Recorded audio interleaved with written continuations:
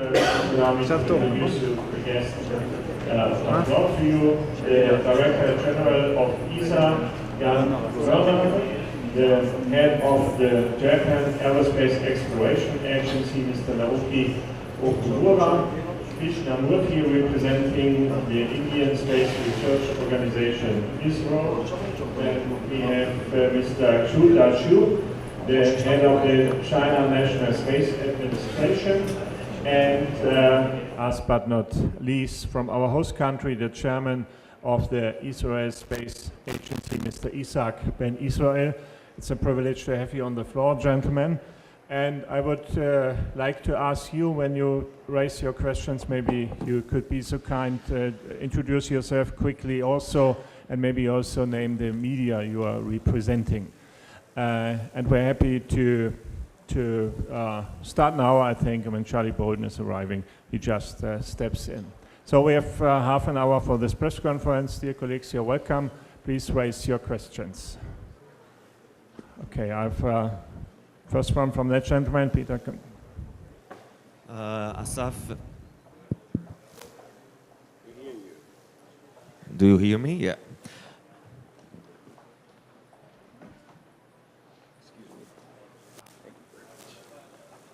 Yeah, please. Asaf Ichazkeli, Channel 2 News in Israel. First, I want to say it's not taken for granted that you have all come to here in these not easy days, and I think you should be complimented on that. Two questions. First to Mr. Bolden. What, in your eyes, is your greatest achievement, NASA's greatest achievement in the last year?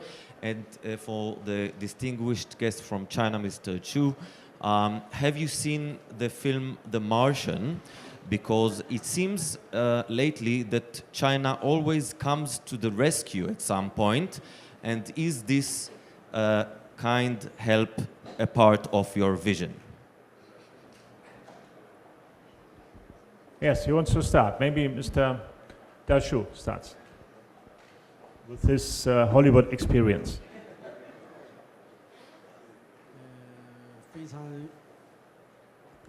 Just put it near to the mouth, I think. No. Take another one. Just take it up. 非常遗憾，这个我没有看这部电影，因为是工作繁忙的缘故。但是我认为，未来的航天发展需要各个国家通力的合作，面对各种挑战和可能出现的危机，我们世界各国的航天工作者一起来应对，这是我们理想的和希望的状态。 I haven't seen that movie because of my work, but I know some of this concept. I think in the future it is our common interest and is our common effort to bring the safety of all nations in space activities together.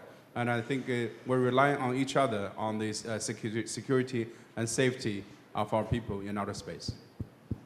In response to yours, there is no single greatest achievement. You know, it would be foolish of me to do that, but I would have to mention the crowning achievements from each of our focus areas. No question, New Horizons encounter with Pluto. If you just talk about hits in social media and everything, so, you know, that's way up there. Discovering Mars, water on Mars, way up there. Cooperating with our partners, both in the U.S. Agency for International Development, but in the 9 lower Mekong region countries, and opening a severe site in Bangkok that is going to provide earth science data. It goes back to what we were all talking about earlier. Earth science data to the 9 countries in the lower Mekong region to help with disaster management, crop planting, water resources management, and things like that. And then in aeronautics, without a doubt, you know, I think it's the work that we have done to pull the nations of the world together in trying to tackle the problem of air traffic management and trying to foster commonality in our systems the way that Mr. Komarov mentioned before. And then Orion, you know, because I'm a human spaceflight guy, Orion is the hallmark achievement because it let people know that we are truly on the way to Mars. We're building hardware. We're not on a drawing board. We're not looking at templates and stuff like that. So, you know. Thank you. Thank you. Next question, maybe. Peter around, I collect you and I try to remember. Peter, next one. Peter decided. Wait for microphone? Or I don't. Do we have a microphone? You're asked to use the mic. Keep from going. Peter DeSalding with Space News for Mr. Okamura of JAXA. I believe it was last year at the same meeting when we were talking about the International Space Station. The JAXA point of view was that the International Space Station is, one, a very nice thing, and two, very expensive to maintain. My question now is, where is JAXA and the Japanese government in thinking about Space Station to 2020, 2024, and you know that some members, including US and Russia, are now saying it looks good to 2028 in terms of the maintenance. But where is JAXA now in thinking about whether you want to stay and pay to 2020 and 2024?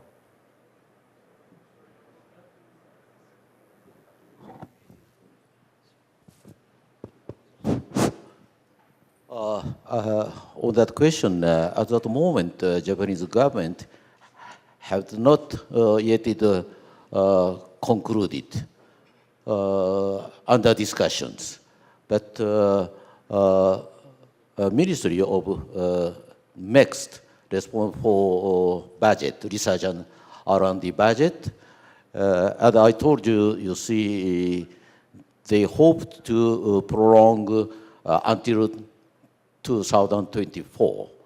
That is a new proposal, but you see, this proposal is still under discussion at governmental level. In fact, now last year we achieved, you see, a success of launching HTV-5 after 3 failures other countries. So as you point out, you see, we need a lot of money to carry on that. But we are now starting developing new HTV, which is called HTV-X.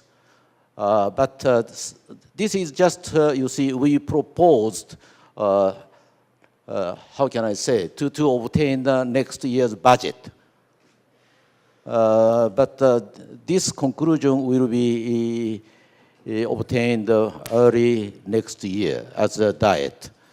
If it is permitted, perhaps we can go further to carry on the, you see, HTV series.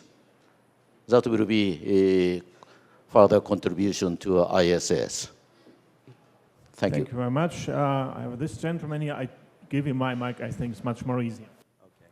Okay. Bill Jones from Executive Intelligence Review. I'd like to ask Mr. Xu concerning the lunar program.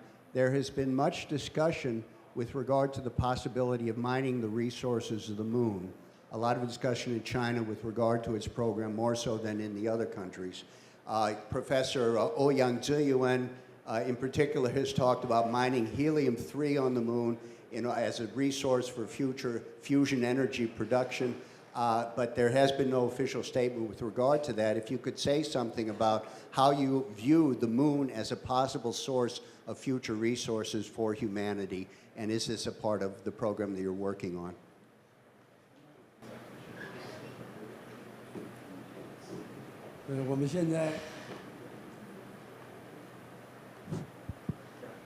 It works. Just put it near. 我们现在开展的这个月球探测工程，还主要是首先要解决无人探测的问题，了解这个月球的这个环境，月球的演变的历史，从而研究地球发展的情况，研究人类生存的环境。 Our current program is focusing on the exploration of the lunar surface for the study of the history as well as the geographic evolution of the lunar surface. and in return to have a better understanding of the Earth evolution process. 重要的是进行这个空间科学的探测。关于你谈到的这个采矿的问题，我想这个现阶段可能性还不大，需要我们具备更强大的能力，这是远期的事情。This is the current scientific objective of the lunar exploration program in China. Regarding the mining issues that you mentioned, it is not in the current or near future scenario. It might be in the future, far future scenario that we possibly have a next step, which is currently not part of the policy. Thank you. Thank you very much. I'm with you in a minute. First, this gentleman, please. Hi, I'm from the Israeli Public Radio. A question to all directors. Is there a chance that we'll see in the future a truly international space station, including the Chinese, who are not the partners of the current station? And also with the chance of collaborating with Israel as a partner in the space station, maybe not as an equal partner financially, but contributing knowledge and technology that can equate it. Thank you. So this is a question for a 1.5 hour podium discussion. Who wants to answer? I can answer very easily. I had a question some 8 years ago. I think it was 8 years or 7 years ago, Augustine Commission. Was it 7 years ago? 7 years. 6 years. Okay, the Augustine Commission was from Barack Obama, and they asked me, what do you think about the future of ISS? And it was very clear from my mind, open the doors, open the doors. And then I mentioned some countries, and then they asked back, do you really these countries? And I said, yes, I really mean. And what we have to do, I mean, we discussed so nicely today about common activities in the future. So what we have to do right now, we have to go forward and to make it concrete. One concrete step would be, for instance, to decide immediately about a common dogging port. I mean, there are different types. Let's have a common one. This would be a very important step. The next one is concerning the post-ISS. It's not long time until we should do something. So let's have an immediate discussion. We had a first discussion on Sunday over here. Charlie Bolin invited some of us to discuss, but now it's clear we should have steps forward. I put a proposal on the table. Again, what I say is what I said earlier. The better is the enemy of the good. If you have a better idea, put it on the table. We will discuss it. If not, let's do just the moon village as soon as possible. That's a good proposal for international collaboration. We have everything in. And the second aspect, if you allow me, is we are all mentioning always the global challenges. And again, what we have to do is not to try to be in competition who has the nicest satellite or who has the most beautiful idea. We should work together also to tackle all the different types of global challenges in a common project, a global project. And again, it's easy to realize. It's just that we have to sit together, a little bit close our eyes of vanities and open our eyes for cooperation. Thank you very much. And there was a second part of the question concerning the Israel integration of your expertise. Maybe I can address this to Mr. Ben Israel. So what are the plans to integrate the Israeli expertise in space science into upcoming projects? Is there any concrete idea at the moment? I hope I did get you right, your question.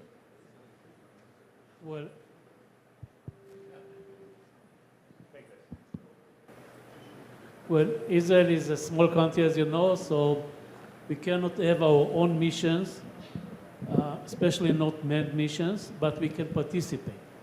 And we developed few niches in which we can contribute, either lightweight payloads, not only for observation in LEO orbits around the Earth, but also for sometimes deep space exploration. We have not spoken enough, I think, about threats to space activity, but one of them is cybersecurity, cyber threat, and we have to do something about it. Here again, Israel can play a role. And of course in science, which is very strong here in Israel. Thank you very much. Now I'm with you. Hi, I'm David Todd for Sarah Data Space Intelligence and Spaceflight magazine. My questions are to Mr. Zhu and also to Isaac Ben Israel. Mr. Zhu, given that Charles Bolden earlier on said that Orion might be delayed for its first manned flight, do you think it's possible that China might get to the moon ahead of America? And what is the progress of the Long March 9 heavy lift launch vehicle?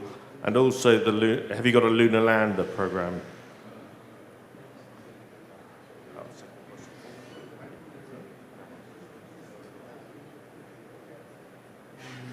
中国正在论证长征9号的研制，但是我想中国需要拥有这样的重型运载火箭能力。我们已经启动相关关键技术的研究。China have started the Long March 9 launch vehicle evaluation and feasibility study. According to the current result, we do need such a heavy lifting launch vehicle. 我想我们拥有这样的能力，可以和各个愿意进入太空的国家去开展相关的合作。With these capabilities, we're willing to cooperate with any country who are interested in using this access method into outer space.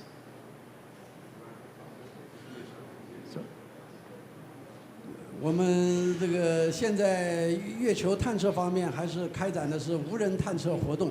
2017年底计划进行嫦娥5号的飞行实验，将采样再返回到地球。Our current plan is to have robotic missions to the moon, and the most recent mission will be the sample return mission from the moon by the year 2017. 无人的飞行 Unmanned missions, robotic missions. Mr. Baron, Just a point of clarification, because you all insist on a race. There is no race. The U.S., when we go to cislunar space, it will be an international collaboration to get us on SLS and Orion to cislunar space. We're going to have a service module that's built by the European Space Agency. Our focus is getting humanity to Mars.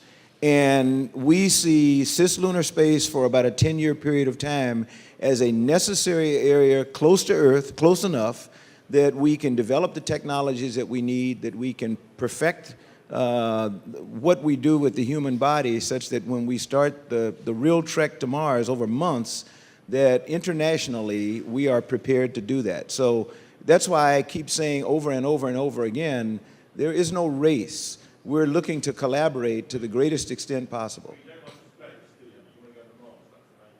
Mars is a part of space. The last time I checked. And cislunar space is on the way to Mars, and it is a very important part of the strategy to make us safely and effectively get to Mars. But Mars is our focus, and you're not going to get me to back off that if that's what you're trying to do. Yeah, please, so many hands rising. I just... Thank you. Hi, I'm Irene Klotz with Reuters for Mr. Bolden. Following on what Mr. Werner said about specific steps to be taken to open up partnerships, it's nice to be out of the country and talk cooperation, but at some point you're going to have to go back home and answer to Congress, which is, of course, who gave you the marching orders to not have discussions with China about human spaceflight.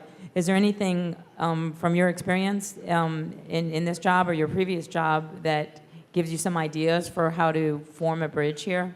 Certainly, you don't think that something I say here is not going to be read by members of Congress like in an hour. So being out of the country does not insulate me from, I am having a discussion with members of Congress through the media all the time. Everything we do is a part of the discussion. But what's important, and what we do have support for on both sides of the aisle, on both ends of Pennsylvania Avenue, is that Mars is the ultimate destination for humanity, and Congress read the testimony. They keep asking us and insisting that we find ways to foster international collaboration for obvious reasons for them, but for us, it's because we think that's the only way to do it. So I don't think my conversation is any different when I'm in the States than it is here. It's required to go to Mars. Take the mic. Sorry if I didn't phrase that well. The point of the question is, do you have some specific ideas on what you could do to forge the partnership? It's what we do every single day today on the International Space Station. It's with China specifically. It's what we're doing right now with the Academy, with the Chinese Academy of Science. We're working on geodetics, which is looking at earthquakes. We're working on glacial characterization in the Himalayas, and that's how we happen to be in Nepal together at the time of the earthquake. We work with them in Severe because they're a member nation in Severe Himalaya. So we are doing concrete things now in the step-by-step process of, at some point in the future, some future NASA administrator being able to move over and work collaboratively with them. Everything we do is transparent to the Congress. I think all of you know that. I'm not sneaking anything there.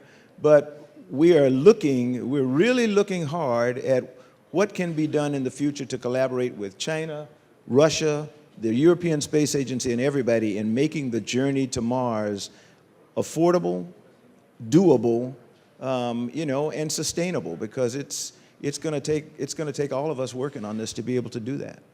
Thank you. I have here gentleman in the second row, gentleman in second row, lady in the third row. Thank you. It's Frank Mooring with Aviation Week for Charlie Bolden. We've heard a couple of references to a meeting that you invited some of the other heads of agencies to yesterday. Could you elaborate what the agenda, the purpose of that meeting was? And one more, please. I'm sorry. Did Mr. Zhu attend?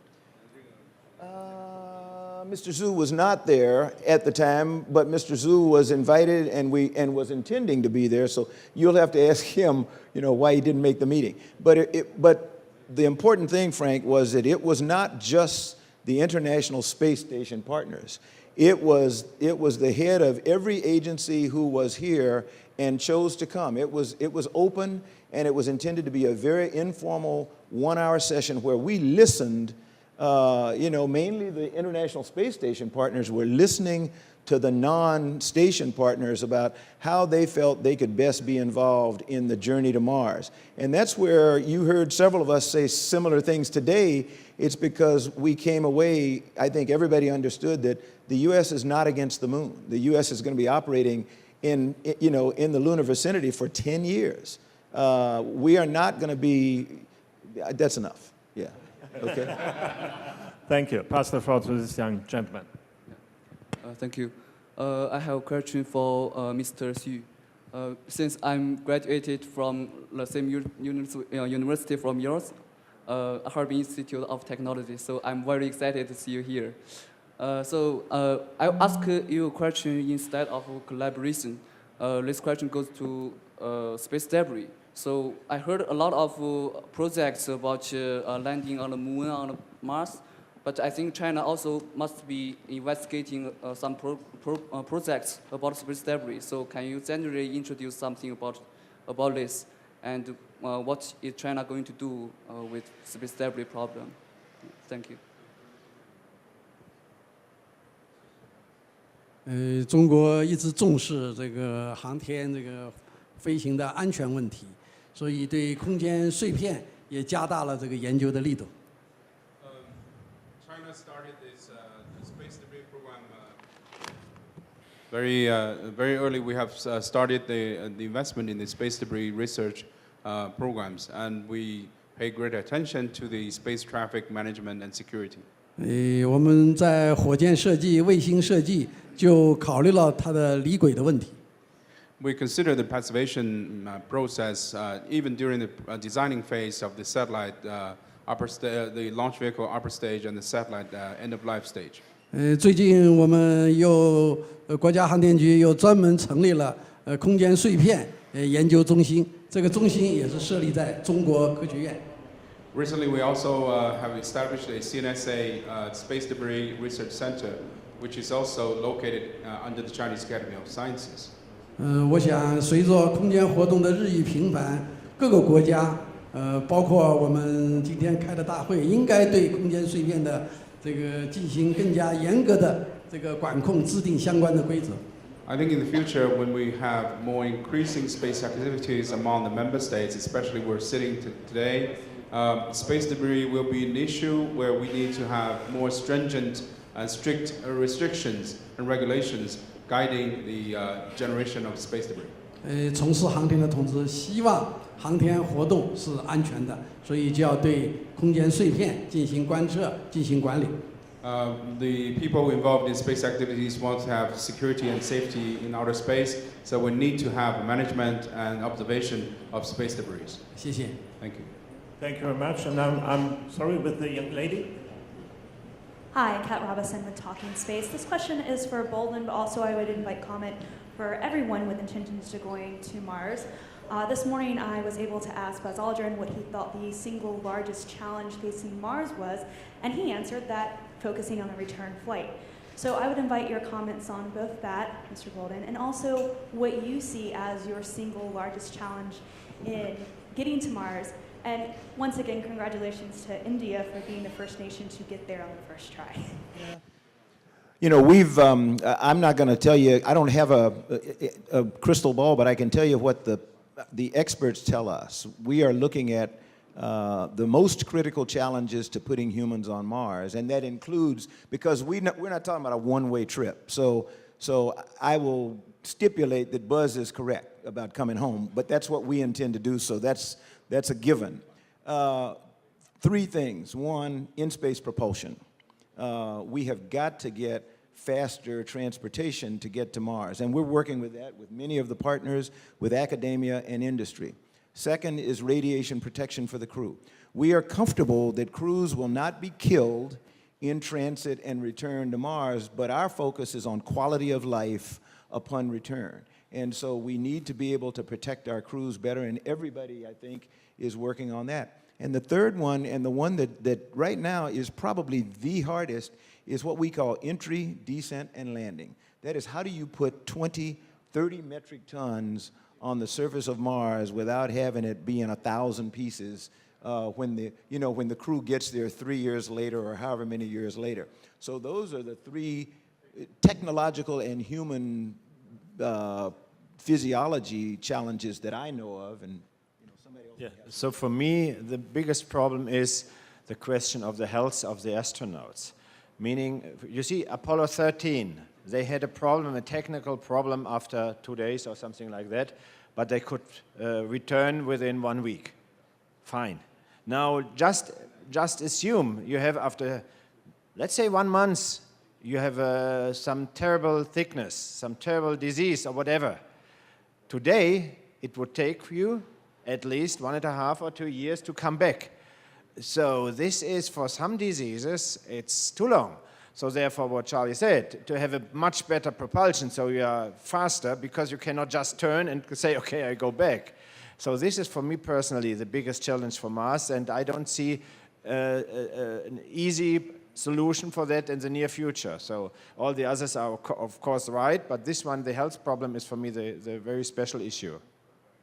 Unfortunately, our time schedule is very tough. I have a final question from this gentleman. My name is Avi Blizovsky. I'm the owner and the editor of the only Israeli dedicated science portal called Hayadan. You all talk about the future of sending few people to the moon and then to Mars. Why it is so expensive? We see also in the Orion, it is okay. It is more of the same proportion from Earth to the orbit, not in space. I think there are some good ideas there, but from Earth to space is the problem. How you deal with that? We see also some accidents. So the private industry could not also cope with that. The Virgin disaster. So how do you all tackling with this mission? I can't answer the question of why it's so expensive. Space flight just costs a lot of money. One of the largest costs today is launch costs. And so when you see companies like SpaceX come on the scene and start to drive costs down, that's beneficial for all of us. People ask me all the time, what do you think about Elon Musk and SpaceX? I think it's great because I think it has caused people to look at the cost of launch, and nobody's going to want to launch for free. It's a business, but we can whittle away at the cost and try to get that down. That will be one thing, but the other, and it's not just humans, it's anything. You don't want to put a mission together and have it fail because you did not test, you did not identify what the fault probabilities are.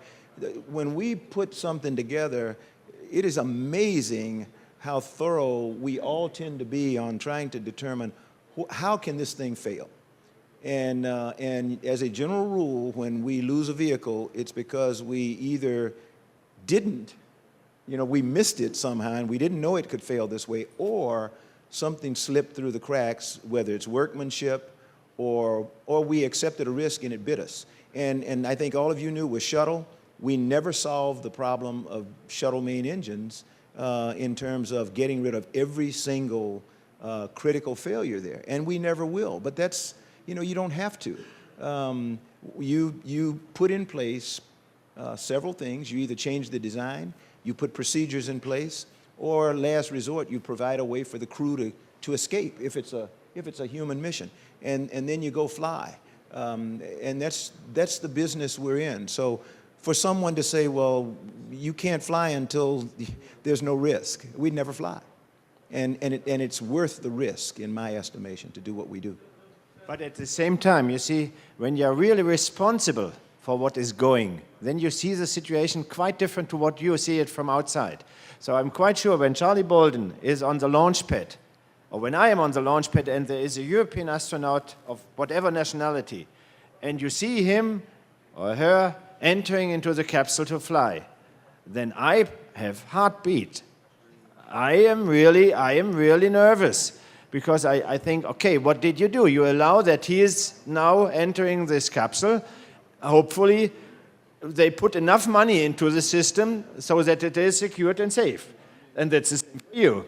So, I mean, human spaceflight is more than just to send something in orbit, and if it doesn't work, we are all sorry. Huh? It's more than that. Human spaceflight is really difficult. It's risky, still risky, and of course, if it's cheaper in the future, we are all happy, but not to the sake of security or safety that we say, okay, we take a bigger risk. This is no option.